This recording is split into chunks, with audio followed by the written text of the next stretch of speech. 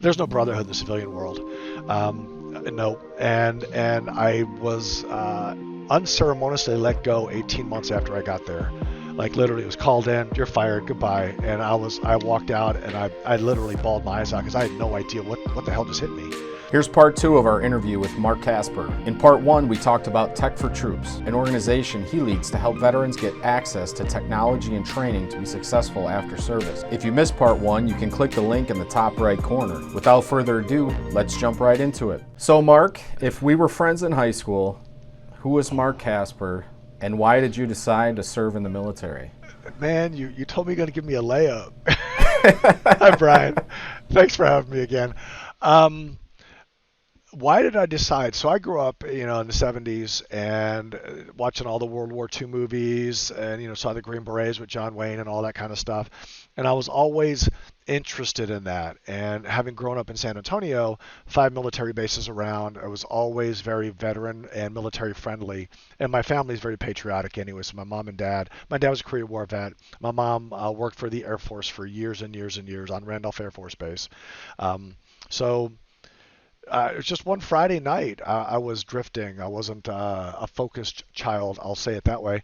And my mom walked in. It was a Friday night. I'm laying in bed, wondering what the heck I'm gonna do with my life and what I'm gonna do that night. And she just looked at me and said, "Why don't you join the Marine Corps?" And I looked up at her and I said, "Okay." And that literally is how it started. I went down the next day, started putting my name to papers, did the whole testing, all that kind of stuff. And it wasn't long after that, Meps and I were best friends for a half an hour, and then they shipped me to San Diego. That's awesome. So, I mean, I've never heard that kind of story before. That's that's definitely a new one for me. Yeah, But hey, that's great that your ma yeah, told you to do that. I mean, the military is a great way to get your life on track. it So, was. but with that being said, how do you think the military made you better? Oh my goodness. So the best part of the Marine Corps for me was boot camp and the discipline that was instilled in and the understanding the mental understanding that I could do anything. Right now, maybe not anything, but I could do what I put my mind to and be successful at it because when I joined the Marine Corps, I was pretty afraid of heights. And so when you're going through the obstacle course, there's the ladder. I forgot what they call it, ladder to heaven. It's been since 1983, okay? So I don't remember the ladder, but you're I don't know, you're 25, 30 feet up in the air, and I remember getting to the top and just clamping on, and I can't move, and the drill instructors were laughing at me. They were actually betting on if I would fall. And at that moment, it was like, F you, I'm not falling. I'm going over and I'm going to be successful at this, right? And that was like the switch, boom. And then everything else at that point was good. But then as I was in, I met my wife, my soulmate, and we're still married 38 years later this year on November 29th. And that was the best thing that happened to me while I was in the Marine Corps, while I was in the FMF, they call it Fleet Marine Force. And of course there were the good up times and down times and all that kind of stuff. But yeah, that's the two best things that happened to me is the discipline and the knowledge that I could do anything, and then meet my wife. That's awesome. So, did you guys get out and stay in the Richmond area, or? So we were Cherry Point, North Carolina. I'm from Texas. She's from Richmond. And when I got out in '87, there was an oil bust in Texas. So there were like jobs were there were none. And talking with her, there was no internet back then, y'all. So you couldn't do a quick research, the best place to move. It was either Richmond or Texas. And I honestly said to my wife, I don't want to be a 7-Eleven store clerk. So let's go to Richmond. And we've been here ever since. That's awesome. What was your transition like when you got out? Was it difficult to find a job back then, or? Uh, it was my first job. My father-in-law got me. He was a paper salesman, and I thought I was gonna just rock this world. And come to find out, um, he was a phenomenal man. He was a World War II vet actually in the Navy, and he did the East Coast and the West Coast. So he served in both theaters in the Navy and saw a lot of stuff. But he got me a job at this paper company, and I really thought it was a sort of brotherhood type thing, like in the military. Just there's always outliers, but there's still brotherhood. There's no brotherhood in the civilian world. No, and I was unceremoniously let go 18 months after I got there. Like literally, it was called in, you're fired, goodbye. And I walked out and I literally bawled my eyes out because I had no idea what the hell just hit me. And I got a job at a gas station after that, 7-Eleven store clerk, a gas station. And then I started working my way up only because I knew people. My wife knew people, and her dad knew people, and and if it wasn't for that, I wouldn't have had a job because it just, yeah, the transition back then in '87 was you had your papers, you get it signed, you walk out the off the base, and that's it. You're done. There's no, hey, go to the VA and get online and apply. There's none of that. It was all newspaper and sending out resumes. Yeah, I mean that's powerful what you said there, and the reason why I say that is because there's a lot of I've interviewed quite a few people already, but a lot of them talk about their network. Yeah. Just going to talk to some of the people and just let them know that you're in trouble or you're having challenges finding a job. So that's definitely powerful. But you come from a corporate background. You obviously worked Yeah. your way up into some different corporations, and then you decided to take this position that you're in now at a nonprofit. you Yeah. know, that's a big change. What was that Oh my goodness. transition like? Um, Honestly, worse than getting out of the Marine Corps. And it was so I did the corporate like you said, right? I rose, I did the project management, I was senior this, senior all that junk, and I was never fulfilled. And then around 2013 or so, I fell in with the veteran community here in Richmond, which is not large because not no bases around here. But I fell in and I realized I'm home. That's what I needed in my. That was filling the void of who I was.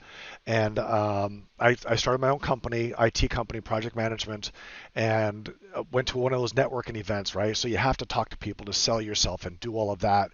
And the founder and I met each other. We talked for an hour. She's like, "Why don't you come in and be on the board?" So I did. I walked in the door, but I knew I was home. I mean, I knew this is what, without even seeing the place, I knew this is what I want to do the rest of my life.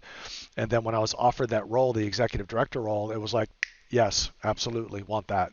And I went home that night and told my wife, whew, I went from making relatively good money to really no money, right? I went back to being that 7-Eleven store clerk type of thing. But I took it over in October 2016, and the transition going from corporate and having your 2 weeks vacation, 4 weeks vacation, whatever it is, having a solid paycheck every 2 weeks or whatever that pay date is, and then going to a nonprofit where I honestly had no idea how to run a nonprofit, but I knew the vision, I knew what I was supposed to do, and it really comes down to running a nonprofit like a business, like a for-profit business. It's just that you don't have a product to sell. You have a vision and you have stories to sell. And with that, that's how you make that inroads into the corporate community. I never ever ask anybody, any corporation, give me your stuff, give me money, ever, because they may just get turned off and say goodbye, and I'll never hear from them again. One of the first things I say, and this is even when I was in sales and corporate doing that, I want to earn your respect first, and I want you to know that I value you as that person, that potential donor to us now or to potential customer for us to be able to come to you. So trust us first, learn who we are, come in and see us, and then that way we can have a relationship. When I see you out at Steak and Ale or whatever restaurant, I can walk up and shake your hand and you won't feel sketchy about me walking around. Right? So that transition was tough because coming from the corporate world and having people tell me what to say and what to do, to really work in 80, 90 hours a week on my own to try to make this place successful and sustainable, that's a huge difference. Absolutely. That's a really good point too. So just to segue a little bit, you're obviously leading the organization, you carry a lot of responsibility. What's your daily routine to keep yourself focused and wake up and keep that drive going every day? Oh, well, starting the day is somewhere between 5 and 5:15 every day. I get up today, it was 4:45. Don't know why, just woke up, right? Got my 2 cups of coffee, and when my wife goes to work, she's head of a lower school. When she goes to work, I usually leave within 15 to 20 minutes later. I shower, shave, get out the door so I can get to work. But how I stay focused is there's always something you have to be aware of or looking forward to and having the vision to get to. And then doors open for a reason, and we have a lot of doors that open. I've had the state of Virginia approach me about working with them even more so, and supporting more veterans in the community college system as well as university system. And then now we're going to be helping veterans kids as well, all because of one, the willingness and the respect and the responsibility that we put on each other to make this happen. But the final thing is the focus. If I give my word, I keep my word, and I will die trying. It doesn't make a difference what that is. If I'm like, yeah, I'll be there at 3 a.m., daggone, I'm up at 2 and I'm on the road by 2:15 to make that happen. So I think that's the biggest thing. I come in, I focus, and I respond to emails, y'all. If you're listening and you don't like email, I hate to tell you, it's your life, and you're going to get more emails and you're going to forget more things. But if you give it 10, 12, 15 days before you give a response, that person has moved on from you because you don't show them the respect to reply back. And in my mind, it's not that it has to be instantaneous. You can wait a day or two, right? We all get busy, but if you start, we all get the emails and they're all in, it's just still highlighted black or whatever that color is that you're using. If you go back in time, take a week and make sure you got all the emails you had to do. There's some you can ignore, but other ones you don't want to ignore, and respond back saying, my apologies, I've been busy, or whatever, I've been sick, I've been out of the country, whatever that thing is. Make sure you let the person know that you value their time, because that's key, valuing their time. Absolutely. You're running a really cool organization, Tech for Troops, and you're seeing a lot of veterans, come to you, looking for computers and trying to get into probably the IT field or something that has to do with computers. What advice would you have for a veteran who's 6 to 12 months out, or maybe he's already out or she's already out and she's struggling?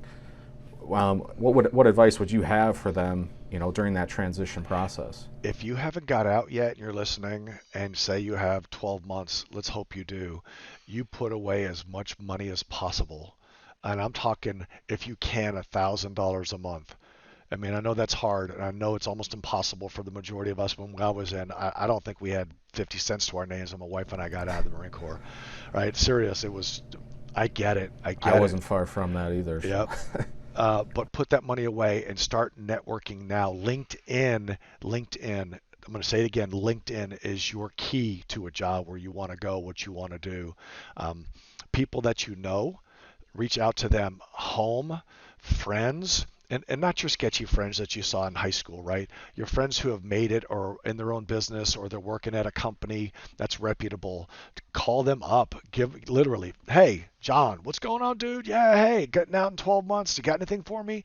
Please reach out to them, because you do not want to be that active duty transition, that last day walking out that gate and looking around and going, I got no medical, I got no money, and I got to take care of a wife and 3 kids. What am I going to do? Right? And that's unacceptable. You don't want to be in that position. And I'm not going to speak for Brian, but I'm going to say, if you know other veterans, somebody who got out before you, they will, more than likely, they will support you in some way. I would, LinkedIn, link on with me, connect with me, whatever they call that thing, link, connect, whatever. I don't do Facebook, I don't do Twitter, I don't do Instagram. I'm on LinkedIn. And that's where Tech for Troops, for me, I get a lot of connections, where I've met Brian, right? We're introduced and stuff. So that's, as you're getting out, understand it is not the same. You can wear the clothes you want to wear. You can swear up to a point, but don't use any. It's a different world. I'm just telling y'all. And so use who you know, and then network. And if you're saying like, well, I'm just going to get out and become an IT project manager, start now. Start now and get that certification, so when you get out, they're going to hire you. Keep your security clearances. Keep them, right? If you lose it, I lost mine 30 years ago. 30 years ago, I wish I had kept it. I seriously, who knew back in '87 that a security clearance was worth $30,000 on top of the salary, right? So yeah, your transition is going to be tough. Listen to the TAP program, whatever it is, whether Marine Corps TAP transition program. Listen to them. Contact me. Let me know what you're thinking. I'm happy to help. That's awesome, and and it's so true. LinkedIn is You Yeah. don't see a lot of active duty people. I mean, I do, and you're probably friends with some of these guys too, but you see some of the senior enlisted or Yep. officers are already on LinkedIn. They're forward thinking a little bit, but Yep. I think the lower enlisted guys, they don't get access, or they don't have Yep. enough time, or whatever the case may be. So that's an awesome tip. Plus, LinkedIn gives you a free membership for a year, right? Yep. With when you're a military personnel. Sure So does. definitely take advantage of that. Yeah. And I'm going to be honest with you. I know you think that Call of Duty or Halo or whatever it is going to make you $1 million when you get out. The kids that are out are well ahead of you already. And if you think you're going to make money in gaming, you may want to rethink that. There are a lot of programs out there for us, though, for us veterans. You want to get into programming like Nintendo games and stuff? I know, folks. Let me know. Right? You want to do other things with Linux, which is an operating system? I, I know, folks. Right? Just don't fall into that. Oh, woe is me. Find your way out of that. Woe is me. Yeah, reach out. Yeah. Definitely. So before Mark leaves this earth, what impact does he want to leave in the community and or the world? Brian, that's an awesome question, and I'm glad you prefaced it before we got on with this. I had a moment to think. My mom and dad well, they're both passed, but they always said to the five brothers, right? So I have four brothers, that you can't take it with you, and the only thing you leave this earth is your name. It's it. If you have a crappy name like Charlie Manson, yeah, I wouldn't want to keep that name, right? But if you have a good name, you want to keep your name, and that is through staying married for 30. I think I said seven. I'm 85, 22. What is that? 28, 37 years? 37 years this year, right? Don't tell my wife. 37 years. Right? But being loyal and faithful for 37 years, and then as well working at Tech for Troops and supporting the veteran community, I found my place. I have two phenomenal granddaughters that I cherish and would do anything for, as all of us would. But I think my name is the one thing, because with that, my grandkids and my kids and my future grandkids will always be able to look back and say, Gramps did something good. And my name will be linked with Tech for Troops. And as transparent and as honest and having integrity like we do, I hope that's what I leave this world, a better place. We hope you got some value out of this video with Mark. If you missed part 1 of his interview, you can click this video here, or if you've already seen it, you could check out this one here. If you haven't already done so, make sure to hit that subscribe button. We're going to continue to pump out content to support the military community. Our goal is to keep the military community connected. We appreciate your support, and we'll see you in the next video.